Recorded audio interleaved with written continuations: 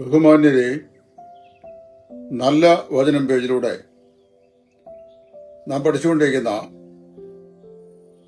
ബൈബിളിൽ വിശ്വസിക്കുന്നവർക്ക് വാഗ്ദത്തം ചെയ്തിട്ടുള്ള ആത്മരക്ഷ നഷ്ടപ്രമേയ വാക്യങ്ങളെ സംബന്ധിച്ചുള്ള വിശദീകരണ പഠനത്തിന്റെ 38ാമത്തെ എപ്പിസോഡിലേക്ക് എല്ലാ മാന്യ കേൾവിക്കാർക്കും ക്രിസ്തുയേശുവിൽ സ്വാഗതം. ഇന്ന് നമ്മൾ പഠിക്കാൻ പോകുന്നത് തിമോത്തിയോസിന്റെ 1-ാം ലേഖനം 3-ാം അധ്യായത്തിന്റെ 6-ാം വാക്യത്തിൽ രക്ഷാനഷ്ടം വ്യാഖ്യാനിക്കുന്ന വ്യാഖ്യാനത്തെക്കുറിച്ചാണ്. അവിടെ നമ്മൾ വായിക്കുമ്പോൾ, നിഗളിച്ചിട്ട് പിശാചിന് വന്ന ശിക്ഷാവിധിയിൽ അകപ്പെടാതിരിപ്പാൻ പുതിയ ശിഷ്യനും അരുത് എന്ന് പറയുന്നു. ഒരു സഭയുടെ അധ്യക്ഷൻ ആരായിരിക്കണം? എങ്ങനെയുള്ള ആളായിരിക്കണം? ഏത് വിധത്തിൽപ്പെട്ട സ്വഭാവമുള്ള ആളായിരിക്കണം? അദ്ദേഹത്തിന്റെ യോഗ്യതകൾ എന്തൊക്കെയായിരിക്കണം? ഇത്യാദി കാര്യങ്ങളാണ് തിമോത്തിയോസിന്റെ 1-ാം ലേഖനം 3-ാം അധ്യായത്തിന്റെ 1 മുതലുള്ള വാക്യങ്ങളിൽ അപ്പോസ്തലൻ പറയുന്നു. അങ്ങനെ പറയുമ്പോൾ ഇവിടെ നമ്മൾ വായിക്കുന്നത്, ആ വചനഭാഗത്ത് ഒരു സഭയുടെ അധ്യക്ഷനായിരിക്കേണ്ട ആള് ആരായിരിക്കണം? യാതൊരു കാരണവശാലും അദ്ദേഹം ഒരു പൊതുശിഷ്യൻ ആയിരിക്കരുത്. എന്ന് വെച്ചാൽ 1, 2, 3 ആഴ്ചകൾക്ക് മുമ്പോ അല്ലെങ്കിൽ 6 മാസം മുമ്പോ രക്ഷിക്കപ്പെട്ട് സഭയിലേക്ക് കൂട്ടിക്കൊണ്ടുവരപ്പെട്ട ഒരു സഹോദരൻ ഒരു സഭയുടെ അധ്യക്ഷ സ്ഥാനത്തേക്ക് ആഗതനായാൽ 6 മാസത്തിന്റെ കാലപ്പഴക്കം കൊണ്ട് സഭയെ പരിപാലിക്കുന്ന ഒരു ഇടയന്റെ ശുശ്രൂഷാസ്ഥാനത്തേക്ക് താൻ കൊണ്ടുവരപ്പെട്ടു എന്നുള്ളത് ഒരു വലിയ പദവിയായി അദ്ദേഹം കാണുകയും ആ പദവിയിൽ അദ്ദേഹം നിഗളിക്കുകയും അങ്ങനെ നിഗളിച്ചാൽ അദ്ദേഹത്തിന് ശിക്ഷയുണ്ടാവുകയും ചെയ്യും. ഇവിടെ ശിക്ഷാവിധി എന്ന് പറയുന്നതുകൊണ്ടാണ് ഒരു സംശയം ഉണ്ടാകുന്നത്. ക്രീമ ആണ്, കാറ്റ ക്രീമ അല്ല. ശിക്ഷയാണ്, ശിക്ഷാവിധി അല്ല. അപ്പോൾ വാസ്തവത്തിൽ അങ്ങനെ ഒരു പൊതുശിഷ്യനായി കഴിഞ്ഞാൽ അദ്ദേഹം നിഗളിച്ചു പോകുമെന്നും, നിഗളിച്ചു പോയാൽ ലൂസിഫറിന് വന്ന ശിക്ഷ ഈ പൊതുശിഷ്യന് വരികയും അദ്ദേഹം നിബന്ധിക്കുകയും ചെയ്യും. തന്റെ രക്ഷ നഷ്ടപ്പെട്ടു പോകും എന്നാണ് ഈ വാക്യം അടിസ്ഥാനമാക്കി ചില ആളുകൾ ദുർവ്യാഖ്യാനം ചെയ്യുന്നത്. അതിന്റെ വിശദീകരണമാണ് ഞാനിവിടെ പറയാൻ ആഗ്രഹിക്കുന്നത്. ഈ പറയപ്പെട്ട 3-ാം അധ്യായത്തിന്റെ 6-ാം വാക്യത്തിന് നമ്മുടെ ആത്മരക്ഷയുമായി യാതൊരു ബന്ധവും ഇല്ല എന്നുള്ളത് പ്രഥമത ഞാൻ ഓർപ്പിക്കട്ടെ. ഇവിടെ തർജിമയിലും അല്പം ഒരു ചെറിയ വ്യത്യാസമുണ്ട്.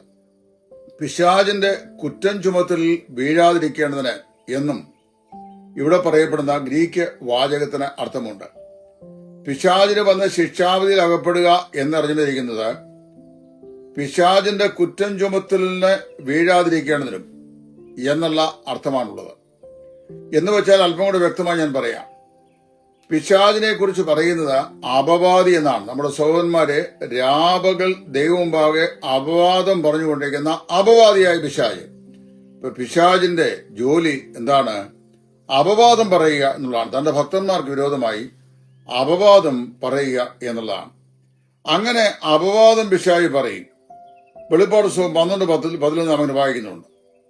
സെക്കരിയ പ്രവാചകന്റെ പുസ്തകം 3:1 മുതൽ 3 വരെയുള്ള വാക്യങ്ങൾ വായിക്കുമ്പോൾ, സെക്കരിയ പുരോഹിതൻ ദൈവസന്നിധിയിൽ പൗരോഹിത്യ ശുശ്രൂഷയ്ക്കായി നിൽക്കുകയായിരുന്നു. പിശാച് ഒളിഞ്ഞു നോക്കിയപ്പോൾ മഹാപുരോഹിതന്റെ വസ്ത്രത്തിൽ അല്പം കരി കണ്ടു. അത് അല്പം ചെളി കണ്ടു. ഉടനെ പിശാച് ദൈവത്തിന്റെ അടുക്കൽ ചെന്നു. മഹാപുരോഹിതന്റെ വസ്ത്രം, അത് ശുഭ്രവസ്ത്രമാണ് അദ്ദേഹം ധരിക്കുന്നത്. ആ ശുഭ്രവസ്ത്രത്തിൽ അല്പം കരിയുണ്ട് എന്നുള്ള കാര്യം പിശാച് ദൈവത്തെ ബോധ്യപ്പെടുത്തിയിട്ട് യോശുവ പുരോഹിതനെ, സെക്കരിയാവല്ല, യോശുവ പുരോഹിതനെ ദൈവസന്നിധിയിൽ കുറ്റപ്പെടുത്തി. അങ്ങനെ ദൈവമുമ്പാകെ യോശുവ പുരോഹിതനെ കുറ്റപ്പെടുത്തിയപ്പോൾ നാം വായിക്കുന്നത്, ദൈവം പിശാചിനെ ശാസിച്ചു. ഇതിനറിയാമോ? അവൻ തീയിൽ നിന്ന് വലിച്ചെടുക്കപ്പെട്ട ഒരു കൊള്ളിയാകുന്നു എന്ന് ദൈവം പിശാചിനോട് പറഞ്ഞു. തീയിൽ എരിഞ്ഞുകൊണ്ടിരിക്കുന്ന ഒരു കൊള്ളി എരിവിൽ നിന്ന് അല്ലെങ്കിൽ എരുതിയിൽ നിന്ന് വെളിയിലേക്ക് വലിച്ചെടുത്താൽ നിമിഷങ്ങൾക്കുള്ളിൽ അതിലെ കനല് കെട്ടുപോകുകയും അതൊരു കരിക്കഷ്ണമായി പ്രത്യക്ഷപ്പെടുകയും ചെയ്യും. ആ കരികഷ്ണം വീണ്ടും തീയിലേക്ക് ഇട്ട് കഴിഞ്ഞാൽ തീയുടെ ജ്വാലയാൽ അത് ജ്വലിച്ച് പ്രകാശിക്കുകയും അതിന്റെ കരിക്കട്ട നിറം മാറുകയും ചെയ്യും. ഇവിടെ സാത്താനെ അവൻ തീയിൽ നിന്ന് വലിച്ചെടുക്കപ്പെട്ട ഒരു കൊള്ളിയാകുന്നു എന്ന് യോശുവ പുരോഹിതന് വിരോധമായി അപവാദം പറഞ്ഞ പിശാചിനോട് കർത്താവ് പറയുമ്പോൾ, തീയിൽ നിന്ന് ഒരു കൊള്ളി വലിച്ചെടുത്താൽ അല്പം കരി കാണും, സാരമില്ല, അത് ഞാൻ നോക്കിക്കൊള്ളാം എന്നാ പറഞ്ഞത് എന്ന കാര്യം. ഇവിടെ ഞാൻ ഈ വാചകം സൂചിപ്പിച്ച അല്ലെങ്കിൽ റഫറൻസ് സൂചിപ്പിച്ചത് സാത്താനെ കുറിച്ച് പറയുന്ന അതിപ്രധാനമായിരുന്ന ഒരു പ്രയോഗം അവന്റെ ജോലി അപവാദം പറയുക എന്നുള്ളതാണ്. അപവാദം പറയുന്നവരൊക്കെ പിശാചിന്റെ ഏജന്മാരാണ്. ശ്രദ്ധിക്കണം, അങ്ങനെ കുറ്റം ചുമത്തപ്പെടുമ്പോൾ അത് ശരിയായാൽ ദൈവം വ്യക്തിയെ നാം വായിക്കുന്നത് ദൈവം സാത്താന്റെ കയ്യിൽ കുത്തുവാനായി ഏൽപ്പിച്ചു എന്ന് വരാം. 1 കൊരിന്ത്യർ 5-ാം അധ്യായം.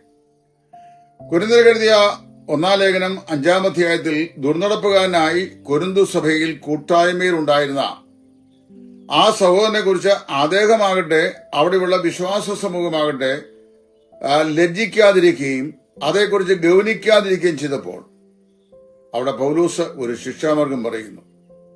ആ മനുഷ്യന്റെ ആത്മാവിനെ കർത്താവായ യേശുവിന്റെ നാളിൽ രക്ഷിക്കപ്പെടുന്നതിന് ജഡസമൂഹത്തിനായി കുത്തുവാൻ പിശാചിനെ ഏൽപ്പിച്ചു കൊടുക്കണം എന്ന് തീരുമാനിക്കുകയാണ്. അപ്പൊ ഇങ്ങനെയുള്ള കുറ്റാരോപണങ്ങൾ സാത്താൻ പറയും. ഒരു വിശ്വാസി എപ്പോഴും പിശാചിന്റെ നോട്ടത്തിന് കീഴിലാണ്. അവനിൽ ഏതെങ്കിലും അമാതൃകയായ എന്തെങ്കിലും കാര്യങ്ങൾ കണ്ടു കഴിഞ്ഞാൽ ഉടനടി ആ കാര്യം രംഗത്ത് കൊണ്ടുവന്നിട്ട് ദൈവമുമ്പാകെ ഇവൻ കുറ്റക്കാരനാണ്, കുഴപ്പക്കാരനാണ് എന്ന് ബോധ്യപ്പെടുന്ന ഒരു ശുശ്രൂഷ പിശാചിന് പ്രധാനമായിട്ടുണ്ട്. അപ്പൊ ഇവിടെ പറയാണ്, ഒരു പുതുശിഷ്യൻ അധ്യക്ഷ സ്ഥാനത്തേക്ക് ആനയിക്കപ്പെട്ടാൽ അവനെ കുറിച്ച് പിശാച് കുറ്റം പറയും. എന്തായിരിക്കും ന്യായമായി പറയാൻ സാധ്യതയുള്ള കുറ്റം? ദൈവമേ, ഇവൻ ഈ സമീപകാലത്ത് രക്ഷിക്കപ്പെട്ടവനാണ്. ദൈവമേ, ഇവന് വേദപുസ്തകത്തിൽ വേണ്ടത്ര അറിവോ പരിജ്ഞാനവുമില്ല. ദൈവമേ, ഇവന് വേണ്ടുന്ന ആത്മീയ പക്വതയില്ല. ദൈവമേ, ഇവൻ പ്രായപൂർത്തിയായ ഒരു വ്യക്തിയല്ല. ദൈവമേ, ഇവന് ഒരു സഭയെ അധ്യക്ഷനായി ഉപദേശിക്കുവാനുള്ള പ്രാപ്തിയില്ല എന്നിങ്ങനെ ഇടപെടാതെ നിരന്തരമായി ഇവനെക്കുറിച്ച് ദൈവത്തോട് ഇവൻ ആവലാതി പറയും, അല്ലെങ്കിൽ പരാതി പറയും. അങ്ങനെ പരാതി പറയുവാൻ ഇടയാകും.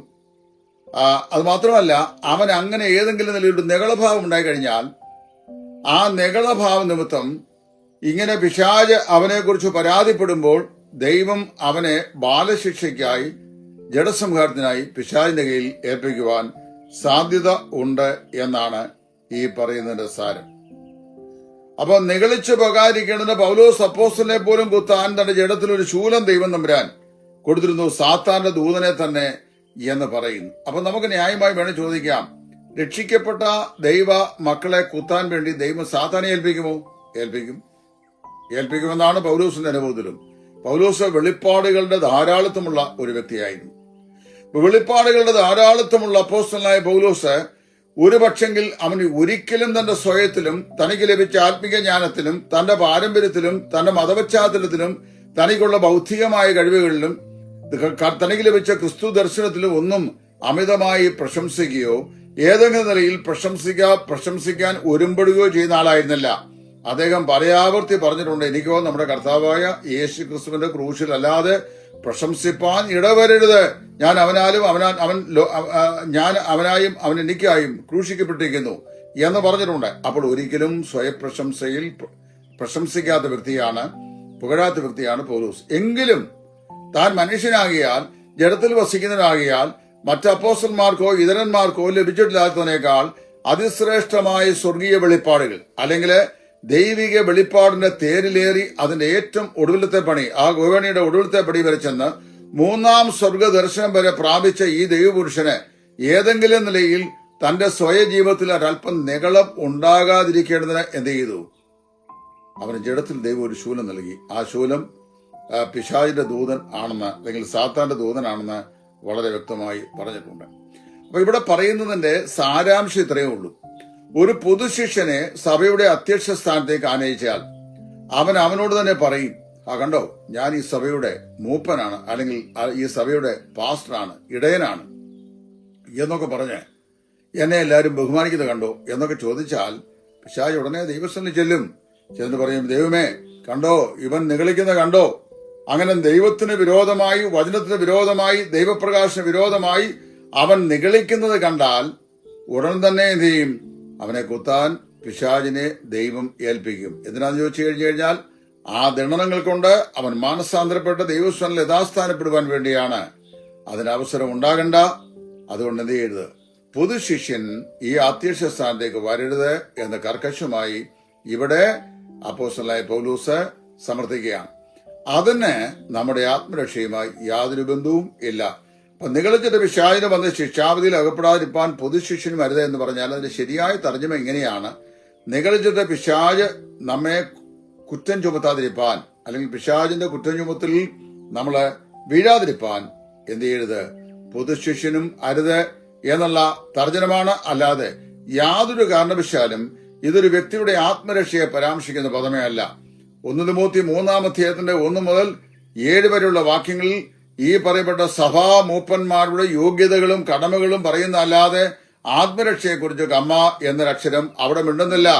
അപ്പൊ അങ്ങനെ വരുമ്പോൾ ഏതെങ്കിലും ഒരു വാക്യഭാഗം മുമ്പ് ഞാൻ സൂചിപ്പിച്ചതുപോലെ അത് ഔട്ട് ഓഫ് കോണ്ടെക്സ്റ്റിൽ വായിച്ചിട്ട് ആ കോണ്ടെക്സ്റ്റിന് അനുയോജ്യമല്ലാത്തതിനുള്ള വ്യാഖ്യാന സമീപനം ആ വാക്യത്തിനോ ആ പാസേജിനോ നൽകിയാൽ അത് വചനത്തോട് ഒരിക്കലും യോജിക്കുകയില്ല എന്ന് മാത്രമല്ല, ദൈവം അങ്ങനെയുള്ള കാര്യങ്ങൾ ചിന്തിക്കുക പോലും ചെയ്യാറില്ല എന്നുള്ളത് ഞാൻ നിങ്ങൾ മനസ്സിലാക്കണം. അതുകൊണ്ട് തിമോത്തിയോസിന്റെ 1-ാം ലേഖനം 3-ാം അധ്യായത്തിന്റെ 6-ാം വാക്യത്തിലെ നിഗളിച്ചിട്ട് പിശാചുമെന്ന ശിക്ഷാവിധിയിൽ അകപ്പെടാതിരിപ്പാൻ പൊതുശിഷ്യനും അരുത് എന്നുള്ള പ്രയോഗം അത് ആത്മരക്ഷയെക്കുറിച്ചല്ല, സഭാ ശുശ്രൂഷയുടെ സ്ഥാനത്തേക്ക് കടന്നു വരുന്ന ഒരു പൊതുശിഷ്യനും ആ പൊതുശിഷ്യൻ ശ്രദ്ധിക്കേണ്ട കാര്യങ്ങളെ സംബന്ധിച്ചും ആ പൊതുശിഷ്യനെ പിശാച് കുറ്റം ചുമത്തുവാൻ സാധ്യതയുണ്ട് എന്നുള്ള വിഷയവും സൂചിപ്പിക്കുന്ന വേദാംശമാണ് എന്ന് ഓർപ്പിച്ചുകൊണ്ട് ഈ വചനഭാഗം ഇവിടെ ഞാൻ സംക്ഷേപിക്കുന്നു. ദൈവം നിങ്ങളെ അനുഗ്രഹിക്കട്ടെ. കർത്താവിന്റെ ശുശ്രൂഷയിൽ സുവിശേഷകൻ ടൈറ്റസ് ഫ്രോം ഇടയാറുള്ള. Thank U.